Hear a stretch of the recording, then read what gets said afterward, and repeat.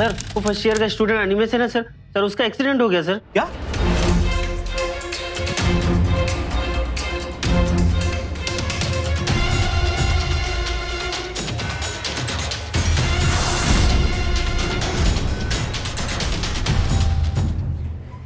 देख, जो कुछ भी हुआ ना तेरी अपनी गलती की वजह से हुआ, समझ रहा? और याद रख, देख अगर हम में से किसी का भी नाम आया तो याद रख आना तुझे हॉस्टल ही है। समझ रहा है ना मैं क्या कह रहा हूँ? Good boy. आप सब लोग बाहर जाइए। एक्सक्यूज मी डॉक्टर, एक सेकंड। बड़े देखिए, हम तेरा हॉस्टल में इंतजार कर रहे हैं।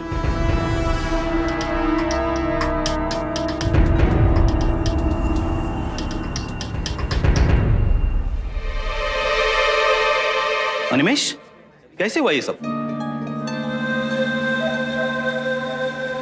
बताओ कैसे हुआ ये सब? डॉक्टर, आई होप इसे सीरियस इंजरी नहीं हुई है। छोटी मोटी चोटें हैं, ज्यादा घबराने की जरूरत नहीं है। Thank you doctor. अनिमेश, कैसे हुआ ये सब? सर वो एक्चुअली क्लास के लिए लेट हो रहा था तो एक्चुअली पता नहीं लगा और गाड़ी से टकरा गया। ठीक है, तुम आराम करो, मैं तुम्हारे पेरेंट्स को इन्फॉर्म कर देता हूँ। प्लीज सर, प्लीज पेरेंट्स को इन्फॉर्म मत कीजिए सर, वो बेकार में परेशान हो जाएंगे। लेकिन हमें तो सर प्लीज। ठीक है, जैसी तुम्हारी मर्जी।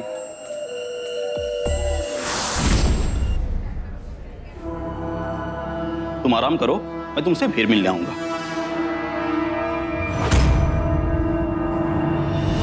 कॉलेज के दिन हमारी जिंदगी और जवानी के सबसे हसीन दिन होते हैं, बेफिक्री और मौज मस्ती के दिन। और इस दौर में हम अपनी जिंदगी के सबसे प्यारे और जिगरी दोस्त बनाते हैं। कॉलेज की यादें हमेशा हमारी आंखों में चमकती रहती हैं, लेकिन कुछ लोगों के लिए ये यादें एक भयानक अनुभव बन जाती हैं। अनिमेश वर्मा अपने माता पिता की इकलौती संतान था, एक होनहार स्टूडेंट जो हमेशा स्कूल में अव्वल आया करता था। अपनी कड़ी मेहनत और लगन से उसने पहली ही बार में मेडिकल एंट्रेंस एग्जाम पास कर ली और दिल्ली के एक नामी मेडिकल कॉलेज में दाखिला पा ली। लेकिन उसे अभी मेडिकल कॉलेज ज्वाइन किए कुछ ही दिन हुए थे कि उसके साथ कुछ ऐसा हुआ जिसकी वजह से अब उसके जीवन का हर पल आतंक के साए में गुजरता था। आखिर किस बात का था ये डर? जब से तुम्हारा एक्सीडेंट हुआ है तब से मैं तुम्हारे लिए परेशान हूँ। अच्छा ये बताओ, तुम्हारी तबीयत कैसी है? निशा, मुझे तुमसे कोई बात नहीं करना है। क्या? I mean, क्यों? वो लड़के कुछ नहीं। एक मिनट अनिमेश, मैंने तुमसे कहा ना, मुझे तुमसे कोई बात नहीं करनी है। ठीक है मुझसे ना सही पर प्रिंसिपल सर से कह सकते हो ना। हमसे दूर रहो।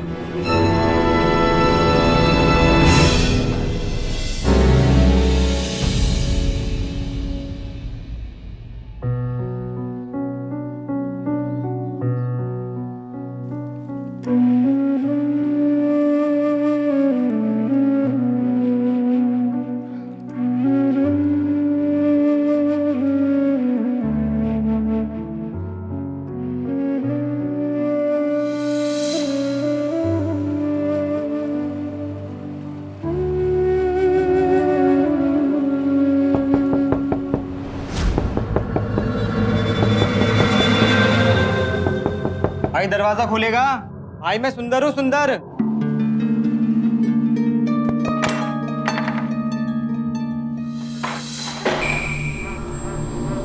भाई दरवाजा क्यों लॉक किया था? मैं भी यहाँ रहता हूँ यार। वो बस वैसे यार, मतलब क्या बात है? तू आज क्लास अटेंड करने भी नहीं आया, खाने भी नहीं आया। तू ठीक तो है ना? कुछ नहीं हुआ यार, बस वो थोड़ी तबीयत खराब थी तो, बट आई एम ऑलराइट। तबीयत सब ठीक तो है यार? कुछ भी तो नहीं हुआ? और वैसे भी अगर कुछ हुआ भी होगा ना तो भी चलना होगा। समझा नहीं तेरी बात, मतलब कहाँ पे जाना होगा? मैस हॉल में चलना है। देख यार, मैं नहीं जा पाऊंगा, प्लीज तू चला जा। मैं नहीं। भाई सीनियर्स ने बुलाया, कैसे नहीं चलेगा? तुझे एक बार बोला ना, मैं नहीं आ पाऊँ। सॉरी यार, मैं नहीं जा पाऊंगा, तुझे पता मेरी तबीयत खराब है। चल ठीक है, अपना ख्याल रखिए, ठीक है?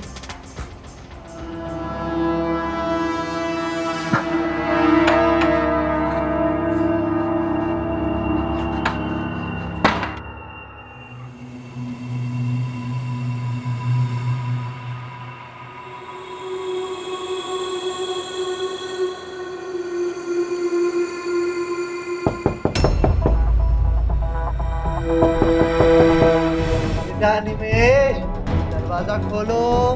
कब तक अंदर ऐसे बैठे रहोगे? आएगा ना बाहर कभी ना कभी। अनिमेष, अनिमेष, दरवाजा खोल अनिमेष, अंदर आए दरवाजा तोड़ के।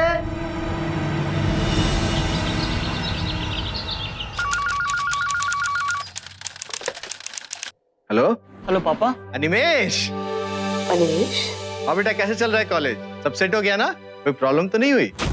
अरे मुझे मालूम है बेटा, तुमने सब अच्छी तरह से मैनेज कर लिया होगा। अरे जब इतना बड़ा एंट्रेंस तुमने क्लियर कर लिया तो ये सब तो छोटी मोटी चीजें हैं। और अब तक तो काफी अच्छी दोस्ती भी हो गई है सबसे। मुझे दीजिए ना। अरे ये क्या ये? बहाने बंद करिए। अरे, अनिमेष, कैसे हो बेटा? क्या हो गया? इतने दिनों से तुमने कोई फोन नहीं किया, कोई खबर नहीं। हाँ, हम सब तुम्हारी बारे में ही बात कर रहे थे। मैं बहुत मिस कर रहे हैं बेटा। मैं वापस आना चाहता हूँ माँ। हाँ, ये बात नहीं करने देते। मैं बात कर रही हूँ ना। मैं नहीं पढ़ना चाहता, मैं वापस आ जाना चाहता हूँ। क्या है? इम्पोर्टेंट है हर चीज इम्पोर्टेंट होती है आपकी। बेटा। नहीं, मैं ये कह रहा था कि तुम खूब मन लगा के पढ़ाई करना।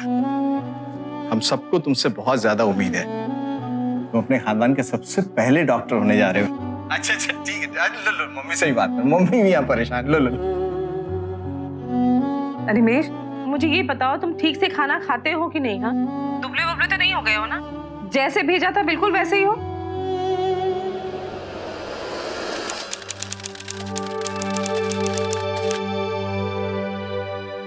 Thank you very much sir. हम जानते हैं कि इसकी किस्तें चुकाने के बाद हमारे पास कुछ भी नहीं बचेगा, लेकिन एक ही तो लड़का है हमारा, जिसके भविष्य से बढ़कर हमारे लिए और कुछ भी नहीं। Thank you very much sir. Animesh, क्या हुआ बेटा? क्या हुआ? कुछ बोल नहीं रहे हो तुम? माँ सब ठीक है, मैं अभी चलता हूँ। मैं क्लास के लिए लेट हो रहा हूँ, आपसे बाद में बात करता हूँ। ठीक है बेटा, अपना ध्यान रखना। हाँ, बाय। बड़े उत्साह और उमंग के साथ एक डॉक्टर बनने का सपना लेकर आया था अनिमेष, लेकिन रैगिंग नाम का ये राक्षस उसके सारे सपनों को एक एक करके खोखला करता जा रहा था। अनिमेष की तरह ना जाने कितने स्टूडेंट्स रैगिंग के डर से अपनी हिम्मत खो बैठते हैं और उनका पूरा व्यक्तित्व मुरझाने लगता है। इन हालात में अमूमन जो गलती आम स्टूडेंट्स करते हैं वही गलती अनिमेष ने भी की। उसने अपने माता पिता को कुछ नहीं बताया। अगर उसने बताया होता तो शायद स्थिति कुछ और होती। चुप रहने से कोई भी समस्या हल नहीं होती, उल्टा और बढ़ती है। माता पिता से नहीं तो कम से कम कॉलेज प्रशासन से इस बात की शिकायत अनिमेष को जरूर करनी चाहिए थी। हम आपको बता दें कि आज रैगिंग कानूनन अपराध है और स्कूल कॉलेजेस को इसकी शिकायत पर कड़े कदम उठाने के निर्देश हैं। रैगिंग के दोषी स्टूडेंट्स को तुरंत सस्पेंड किया जा सकता है और इतना ही नहीं, अगले 5 सालों तक उन्हें कहीं भी एडमिशन नहीं मिल सकता। और मामले की गंभीरता को देखते हुए रैगिंग के दोषी स्टूडेंट्स को 2 साल तक की कैद की सजा भी हो सकती है। लेकिन उस वक्त हालात कुछ और थे। कानून और कॉलेज प्रशासन रैगिंग को इतनी गंभीरता से नहीं लेते थे। शर्म, डर और झिझक के मारे अनिमेष ने किसी से कुछ नहीं कहा और चुपचाप सब कुछ सहता रहा। नतीजा, हालात दिन ब दिन बिगड़ते चले गए। अनिमेष, क्या बात है? ऑल ओके ना? देखो, अगर तुम कुछ कहोगे नहीं वैसे काम कैसे चलेगा? और अपनी फ्रस्ट्रेशन को ऐसे दबा के नहीं रखना चाहिए। तो क्या करूं? नहीं करनी मुझे इधर पढ़ाई, नहीं रहना चाहता मैं इधर। तो छोड़ दे ये कॉलेज। नहीं छोड़ सकता ना, क्योंकि मेरे माँ बाप ने मेरे सपने पूरे करने के लिए अपने सपने दांव पे लगा दिए। मेरे चेहरे पे मुस्कुराहट देखने के लिए जाने कितने आंसू रोए। कैसे तोड़ दूं वो सारे सपने जो उन्होंने मेरे लिए देखे थे। अनिमेष, अनिमेष,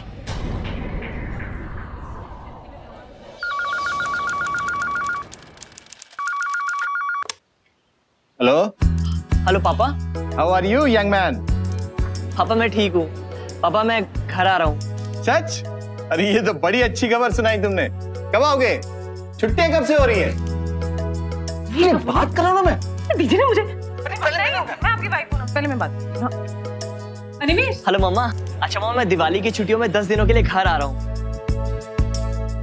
आपके लिए कुछ लाना है? अरे मुझे कुछ नहीं चाहिए, बस तू आ जा। तुझे देखे हुए ना बहुत दिन हो गए बेटा। अच्छा फोन दी, फोन। बेटा कब आ रहे हो तुम? पापा नवंबर की 12 तारीख को है। अच्छा एक काम करो, कोच नंबर और बर्थ नंबर बताओ जरा अपना, मैं आऊंगा स्टेशन। पापा लिख लीजिए, राजधानी एक्सप्रेस B3 और बर्थ नंबर 45। ओके बेटा, और ठीक से आना, संभाल के। हाँ ठीक है पापा। अच्छा पापा मैं फोन रखता हूँ, मुझे क्लास के लिए लेट हो रहा है। ठीक है।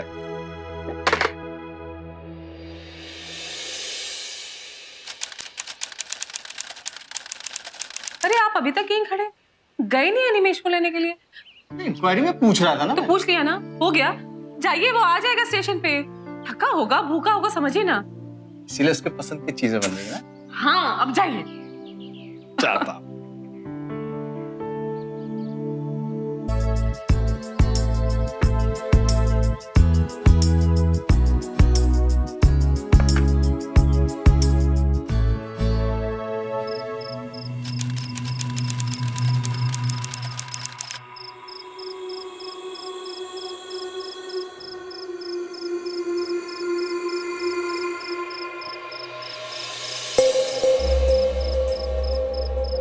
आप अकेले?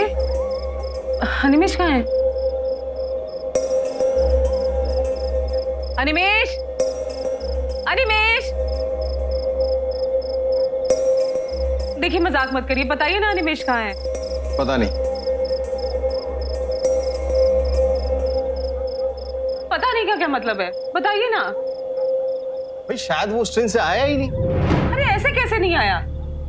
आपने स्टेशन पे ठीक से ढूंढा ना उसे? अरे हाँ भाई,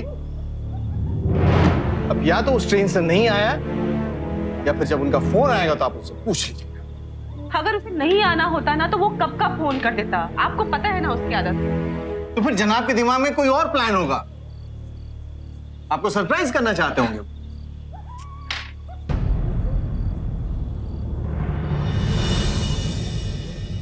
अनिमेश के माता पिता बेसब्री से उसका इंतजार कर रहे थे, लेकिन उस दिन ना तो अनिमेश आया ना ही उसका कोई फोन। कॉलेज में अनिमेश रैगिंग के डर के साए में जी रहा था, तो फिर उसके लिए तो ये छुट्टियां और घर पर गुजारा जाने वाला समय एक बहुत बड़ी राहत होती। तो क्यों नहीं आया अनिमेश? आखिर कहां था अनिमेश? हेलो, हाँ मैं अविनाश वर्मा बोल रहा हूँ जी। अनिमेश वर्मा का फादर। हाँ, रूम नंबर 7 फर्स्ट ईयर। हाँ सर, 1 मिनट होल्ड कीजिए। पता कर रहे हैं। हाँ हेलो साहब। हाँ उनका रूम लॉक्ड है। हाँ वो दिवाली की छुट्टी है ना, तो सब अपने घर गए हुए हैं। हॉस्टल में कोई स्टूडेंट नहीं है क्या? हाँ साहब, वो 3-4 लड़के हैं तो, लेकिन उनमें अनिमेश कौन है ये मुझे नहीं पता। हॉस्टल में कौन कौन है पता ही नहीं है। मुझे लगता है यहाँ रह के कुछ पता नहीं चल पाएगा, मुझे दिल्ली जाकर पता करना होगा।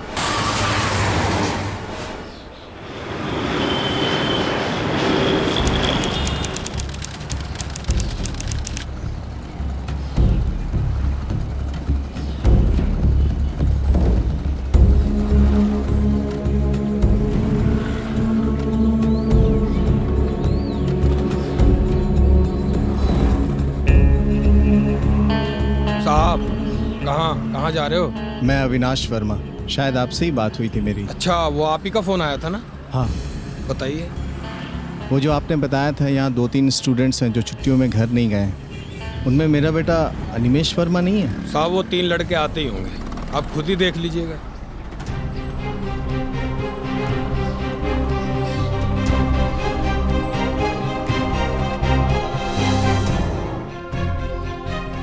हेलो, आप लोग फर्स्ट ईयर के स्टूडेंट्स हैं? जी हाँ अंकल, हम लोग फर्स्ट ईयर के स्टूडेंट्स हैं। मैं अविनाश वर्मा, अनिमेश वर्मा का फादर। जानते हैं आप उसे? अनिमेश वर्मा? जी हाँ सर जानते हैं, लेकिन वो तो घर गया हुआ है अपनी छुट्टियों के लिए। नहीं, वो घर नहीं पहुंचा। अच्छा, वो उसका रूममेट कौन है जानते हो? उसका रूममेट तो सुंदर है, लेकिन वो तो पहले ही घर चला गया अंकल। नहीं, यहाँ घर नहीं आया। क्यों, वहाँ हॉस्टल में नहीं है क्या? अच्छा, हम आपको बाद में फोन करते हैं। अरे लेकिन फोन करते हैं आप। प्रिंसिपल से मिलना होगा। हो सकता है किसी वजह से आपका बेटा घर नहीं आया, मतलब किसी दोस्त के साथ कहीं घूमने गया हो। आप तो खुद एक प्रोफेसर हैं, आप तो जानते ही हैं आजकल के बच्चों को। सर मैं अपने बेटे को भी अच्छी तरह से जानता हूँ, वो ऐसा नहीं है। बिना बताए तो दुकान से पेन लाने भी नहीं जाता है सर वो। आप परेशान मत होइए, वो जल्दी घर आ जाएगा। प्रोफेसर अविनाश ने 3 दिनों तक हॉस्टल के चक्कर लगाए, पर अनिमेष का कहीं कुछ पता नहीं चला। प्रोफेसर अविनाश का डर बढ़ता जा रहा था, क्योंकि ना अनिमेष घर पहुंचा था, ना अपने हॉस्टल वापस आया था। 3 दिनों बाद प्रोफेसर अविनाश के सब्र का बांध टूट ही गया। देखिए, मैं आपके बेटे की मिसिंग रिपोर्ट तो फाइल कर दूंगा, लेकिन आप बात को समझिए। आपका बेटा जवान है, हॉस्टल में है। हो सकता है कि वो अपने दोस्तों के साथ कहीं घूमने चला गया। मुझे लगता है कि आप जल्दबाजी कर रहे हैं। नहीं सर, मेरा अनिमेष ऐसा नहीं है, पर अगर दोस्तों के साथ बाहर गया होता तो मुझे एक फोन जरूर करता हूँ। ठीक है मिस्टर अविनाश, चलिए देखते हैं। प्रोफेसर वर्मा, मुझे लगता है आप ओवर रिएक्ट कर रहे हैं। आपको पुलिस में खबर करने की कोई जरूरत थी नहीं। वॉचमैन बोलो, आइए। इंस्पेक्टर साहब, ये मेरे बेटे का सामान, ये देखिए घड़ी, टिकट भी यहाँ पड़ा है। ये सामान छोड़ के कहाँ जा सकता? सवाल तो उठते हैं। तुम दोनों यहाँ आओ।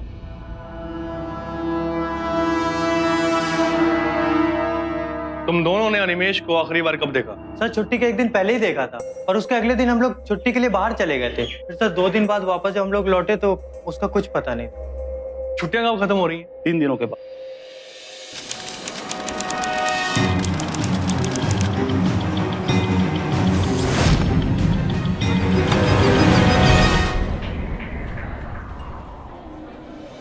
अरे तेरा रूम पार्टनर किधर गायब हो गया? मतलब ये कि ना वो घर गया ना हॉस्टल में है, उसके पापा ढूंढ रहे थे। और यही नहीं, पुलिस भी यहाँ तक ढूंढते हुए आई थी। क्या बात कर रहा है यार? हाँ,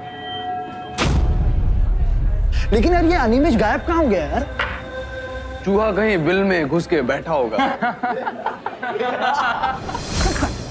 हंस रहे सबके सब। इससे क्या हो गया? कल हॉस्टल में पुलिस आई थी। यार तो क्या हुआ, पुलिस आई तो?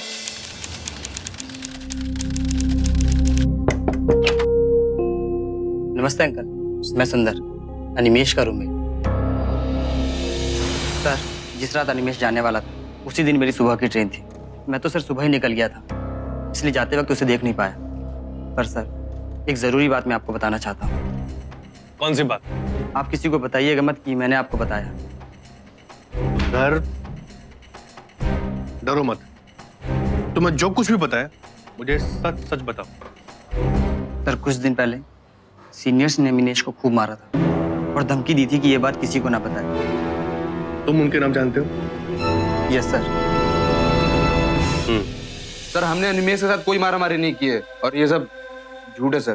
देख मनोज, सच और झूठ का फैसला तू मत कर। सर, इसमें मेरी कोई गलती नहीं है सर। हम तो सौरभ की वजह से अनिमेष को सबक सिखाने गए थे। ये क्या बोल रहे थे? तो सौरभ, आप बोलिए। सर, एक लड़की है जिसे मैं पसंद करता हूँ सर, कॉलेज में, निशा नाम है उसका सर। और ये अनिमेष ना सर हमेशा उसके साथ चिपका रहता था, मुझे बहुत गुस्सा आता था। तो गुस्से में तूने अनिमेष को गायब कर दिया है? सर मैंने गायब नहीं किया सर उसे, बस उसे धमकाया, मारा, पीटा और छोड़ दिया उसके। उस लड़की का नाम क्या बताया? सर उसका नाम निशा है सर। निशा? क्या अनिमेष गायब है? हाँ, सुना है तुम और अनिमेष अच्छे दोस्त हो। हाँ सर, अनिमेष अच्छा लड़का है, इसलिए हम दोस्त हैं। पर हमारे बीच ऐसा कुछ नहीं है, और मुझे सच में नहीं पता कि अनिमेष कहाँ है। बेटा, उसका कोई फोन वोन आया तुम्हारे पास? नहीं अंकल, एक्चुअली छुट्टी शुरू से 3 दिन पहले मैं घर आ गई थी। मुझे उस कॉलेज में वापस दोबारा जाना भी नहीं है, इसलिए मैंने ज्वाइन नहीं किया। निशा, तुम कॉलेज छोड़ना क्यों चाहती हो? उस माहौल में रह के पढ़ाई करना इम्पॉसिबल है। सीनियर्स की रैगिंग की वजह से हम तंग आ गए थे, और अनिमेष भी। उसके साथ ऐसा क्या हुआ? क्या तुम्हें कुछ पता है उसके बारे में? वही हुआ था जो हर हॉस्टल और हर कॉलेज में होता है, रैगिंग। इधर आ, इधर आ, चलो सब जल्दी जल्दी आ। सुनाई नहीं देता है क्या? लाइन में रह। कौन सा ईयर है? First year. सब चल चल चल चल, इधर इधर। अबे उधर क्या देखता है, इधर आना। कौन सी है तेरा? ये निकल। चल शर्ट उतार दे। Sir please shirt. अरे तेरी यहाँ पर बहनें भाभियां हैं सब।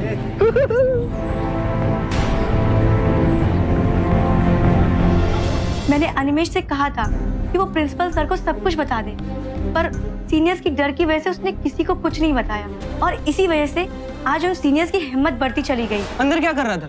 हैं? देखते रहे, सारे लोग इंतजार कर रहे। अरे तेरे लिए पार्टी शार्टी पूरी मैंने रखी, पार्टी शार्टी करेंगे आराम से। अब ये देख सारा इंतजाम किया मैंने, सारा इंतजाम किया और तू अंदर छुपा बैठा है। अरे योगेश कहाँ है? अरे बोतल लाना, खड़ा क्या है? लाना भाई के लिए, आज पूरी पार्टी का इंतजाम है।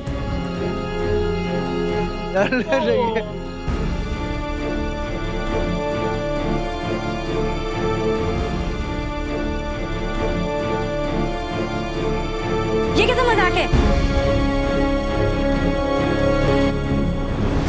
अनिमेश, तुम हमेशा ऐसे चुप रहते हो क्या? अच्छा ठीक है, चलो कैंटीन चलते हैं।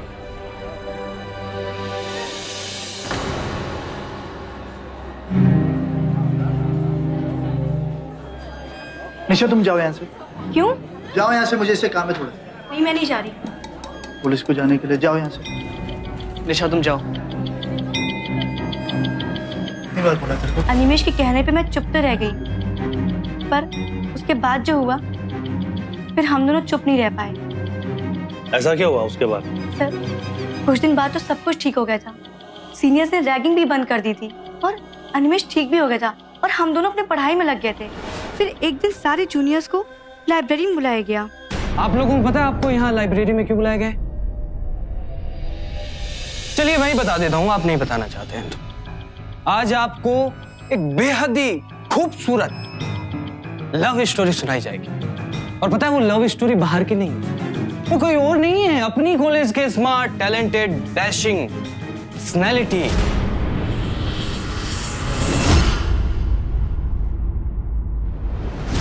अनिमेश की। और मैडम आप आइए, आइए निशा जी, आइए। ये भी उस फिल्म की हीरोइन है। तालियां हमारे आज के हीरो हीरोइन के लिए प्लीज, तालियां। बताओ ना ताली क्या है? ताली मारो।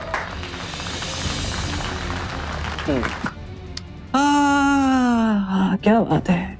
चल ऐसा कर, अपने प्यार का इजहार कर। और देखो इजहार भी नहीं कर सकते तो कुछ ऐसा करो कि बोलना ना पड़े, खुद ब खुद बात समझ में आ जाए मेरी ऑडियंस, बस इतना से। कि सर प्रिंसिपल सर ने प्रॉमिस किया था कि वो सारे सीनियर्स को पनिश करेंगे, पर ऐसा कुछ भी नहीं हुआ। फिर मैंने डिसाइड कर लिया कि छुट्टी खत्म होने के बाद मैं दोबारा उस कॉलेज में नहीं जाऊंगी। और अनिमेश भी बहुत परेशान था, शायद इसी वजह से वो किसी को बिना कुछ बताए कहीं चला गया होगा।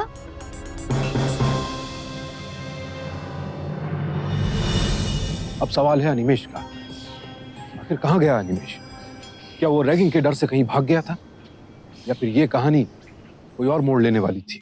आपको पता था कि आपके कॉलेज में इस तरह की रैगिंग हो रही है, फिर भी आपने हमें कुछ नहीं बताया। मेरे बेटे का एक्सीडेंट तक हो गया और आप चुप रहे।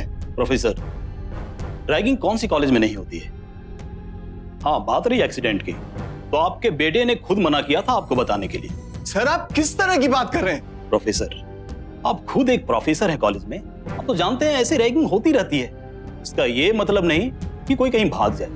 मिस्टर विनाश, निशा की बातें सुनकर तो ऐसे ही लगता है कि जैसे आपका बेटा खुद ब खुद जानबूझकर रैगिंग से डरकर भाग गया है, कहीं जाके छिप गया है। हो सकता है कि कुछ दिनों के बाद वो लौट आए। फिलहाल मुझे लगता है कि वो गिल्ट में है कि वो घर जाकर आपको क्या बोलेगा, क्या जवाब देगा।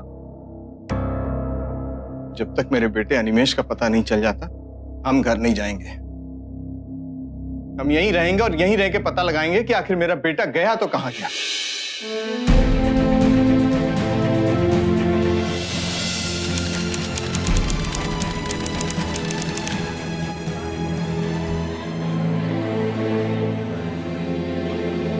और अभी अभी नारायणपुर बस डिपो के एक बेंच के नीचे से मिला एक बैग। इस बैग से आती बदबू ने खींचा सब लोगों का ध्यान अपनी ओर। बैग में मिला एक डेड बॉडी के कटे हुए टुकड़े, जिसका सर नदारद था। और इस खौफनाक हादसे के बाद पूरे इलाके में पुलिस चौकन्नी हो गई है।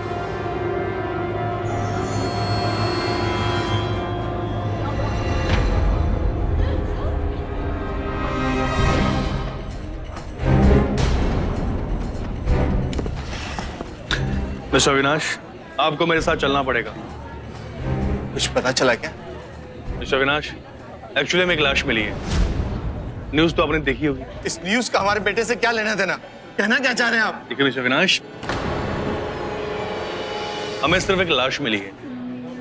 वो लाश अनिमेश की है या नहीं ये भी कंफर्म नहीं है। वो लाश किसी और की भी हो सकती है, बट इसके लिए आपको मेरे साथ चलना पड़ेगा। तो प्लीज संभालिए अपने आप को, चलिए मेरे साथ।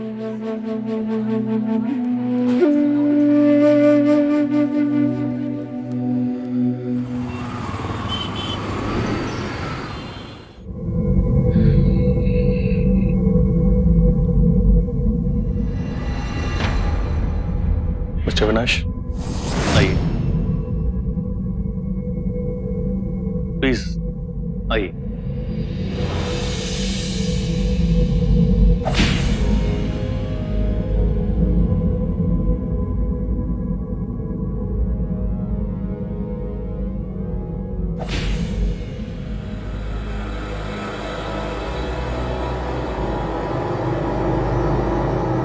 मिस्टर अविनाश, वैसे तो ये बॉडी सड़ चुकी है, लेकिन फिर भी इसके कपड़े या फिर इसकी कोई निशानी देखकर आप पहचान सको तो प्लीज कोशिश कीजिए।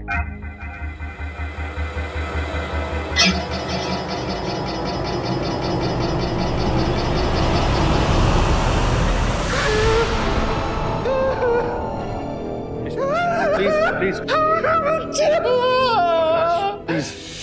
अपने जवान बेटे की लाश सामने देखकर उस पिता के दिल पर क्या गुजरी होगी, इस बात का हम अंदाजा भी नहीं लगा सकते।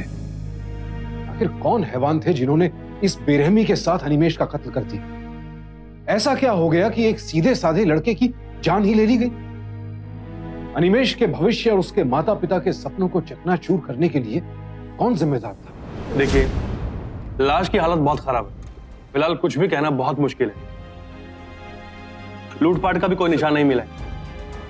फिलहाल हमें अपनी छानबीन जो है हॉस्टल से शुरू करनी पड़ेगी। तो पोस्टमार्टम रिपोर्ट से साफ क्लियर हो गया कि आपके बेटे का खून सर्जिकल नाइफ से हुआ है।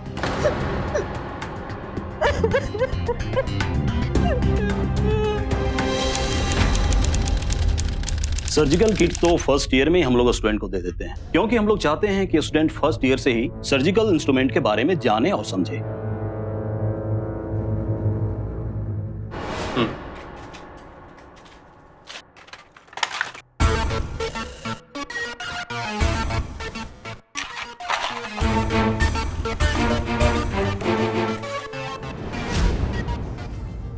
मिला? सर शायद ऐसा लगता है कि मैंने किसी दोस्त को दे दिया, याद नहीं आ रहा मुझे। तो तूने अपना सर्जिकल किट किसे दे दिया है? यस। तो तुझे याद नहीं है? जी। बेटा एक काम करो, अपने दिमाग में जोर दे और याद कर किसे दिया है, और मुझे पुलिस स्टेशन में आके बताओ। इंतजार करूंगा मैं तेरा, ठीक है? चलो।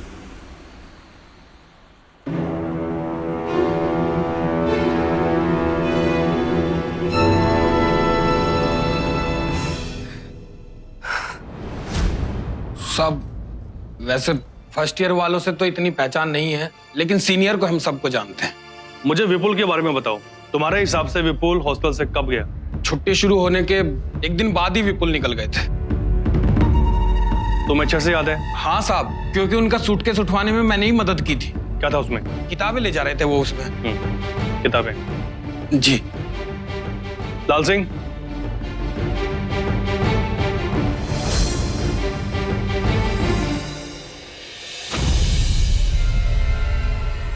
इस सूटकेस को देखकर बताओ, क्या ये वही सूटकेस है? हाँ साहब। अच्छे से सोच लो। हाँ साहब, मैंने देखा था, यही था।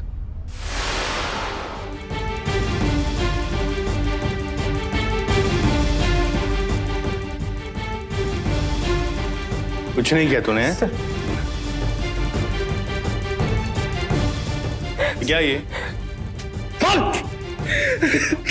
सर हमारा स्टडी बर्बाद हो जाएगा। लड़का मुझे बहुत इरिटेट करता था इंस्पेक्टर। मैंने उसको बहुत बार कहा कि तुम निशा से दूर रहो, दूर रहो, दूर रहो। वो मानता नहीं था मेरी बात। जब मैंने उससे कहा कि तुम एक दूसरे को किस करो, उसने प्रिंसिपल से जाकर मुझे शिकायत कर दी। शर्म नहीं आई ऐसा भद्दा मजाक करते हुए? ये भी कोई मजाक है? ऐसी होती है रैगिंग। मैं मारना नहीं चाहता था इंस्पेक्टर उसे, मैं बस उसे सबक सिखाना चाहता था।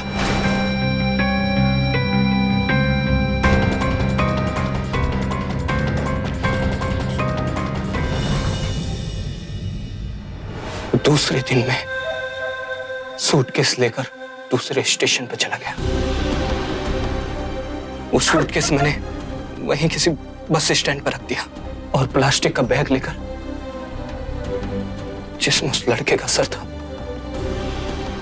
वो किसी नाले में फेंक दिया। विपुल, तूने सिर्फ उस लड़के को नहीं मारा बल्कि साथ में अपनी जिंदगी भी बर्बाद कर ली।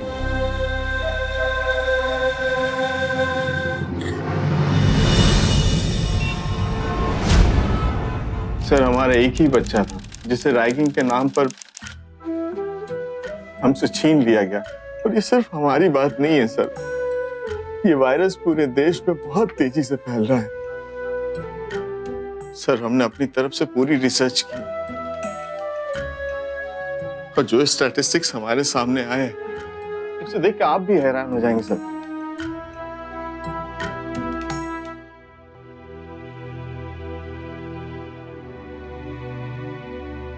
सर, पिछले 10 साल में 250 बच्चों ने पढ़ाई छोड़कर अपने भविष्य की बलि चढ़ा दी क्योंकि रैगिंग के डर से वो कॉलेज नहीं जाना चाहते हैं।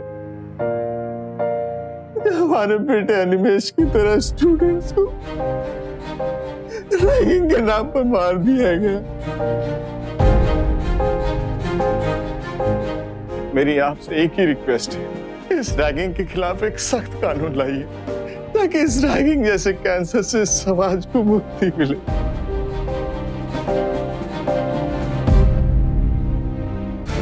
प्रोफेसर अविनाश ने हार नहीं मानी। उन्होंने ठान लिया कि वो अपने बेटे की मौत को जाया नहीं जाने देंगे और कानून को रैगिंग के खिलाफ सख्त कदम उठाने के लिए मजबूर कर देंगे। इंसाफ के लिए हर दरवाजा खटखटाया उन्होंने, अदालतों और मंत्रालय के चक्कर काटे। अब जनता में भी रैगिंग के इस नासूर के खिलाफ आक्रोश की आवाजें उठने लगी। नतीजा ये हुआ कि कानून में कई संशोधन किए गए, नए कानून पारित किए गए जिनके तहत रैगिंग को एक जुर्म करार दिया गया। इस कानून के पास होने के बाद अनिमेश का केस सुप्रीम कोर्ट पहुंचा, जहां एक नए नजरिए से इसकी सुनवाई हुई। पूरे मामले में गौर करने के बाद ये अदालत इस नतीजे पर पहुंची है कि मुलजिम विपुल सक्सेना पर लगाए गए सारे इल्जामात सही हैं। लिहाजा ये अदालत इंडियन पीनल कोड दफा 302 के तहत मुलजिम विपुल सक्सेना को उम्र कैद की सजा सुनाती है।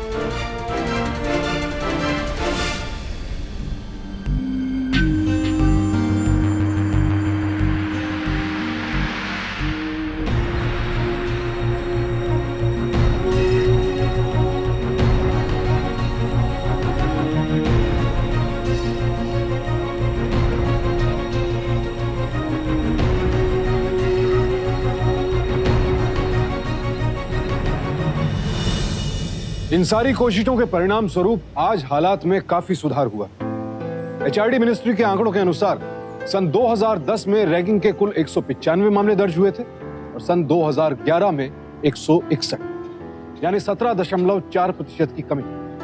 धीरे धीरे ही सही पर बदलाव आ रहा है। आज छात्र डर और आतंक के साए में जीने के लिए मजबूर नहीं है। उन्हें ना तो रैगिंग सहने की जरूरत है, ना ही किसी के डर से चुप रहने की। वो आवाज उठा सकते हैं और हम सब मिलकर रैगिंग के इस नासूर को पूरी तरह से खत्म कर सकते हैं। प्रोफेसर अविनाश आज भी रैगिंग के खिलाफ अपनी मुहिम चला रहे हैं। उनकी यही कोशिश है कि उनके बेटे की तरह किसी और होनहार नौजवान को रैगिंग की वजह से अपनी जान ना गंवानी पड़े। उनके इस जज्बे को सावधान इंडिया सलाम करता है और हम सभी नौजवान स्टूडेंट्स से प्रार्थना करते हैं कि अगर वो अपने आसपास या अपने स्कूल कॉलेज में रैगिंग होते हुए देखें तो उसे रोकने की कोशिश करें और अगर ना रोक पाए तो उसके खिलाफ तुरंत शिकायत दर्ज करें, क्योंकि स्कूल कॉलेज पढ़ाई के लिए है। ऐसे शोषण की वहां कोई जगह नहीं। और सभी माता पिताओं से हमारी यही विनती है कि अपने बच्चों को समझने की कोशिश करें। जो वो कहते हैं उससे ज्यादा उन बातों को समझने की कोशिश करें जो वो कह नहीं पाते हैं, क्योंकि अगर अपने बच्चों का मन आप नहीं समझ पाएंगे तो फिर कौन समझ पाएगा। याद रखें, आपके अपनों की सुरक्षा आपके हाथ में। अब मैं सुशांत सिंह आपसे विदा लेता हूं। कल फिर मुलाकात होगी एक और ऐसी ही प्रेरक सत्य कथा के साथ। देखते रहें सावधान इंडिया, 100 दिन 100 फाइट बैक्स। तो सावधान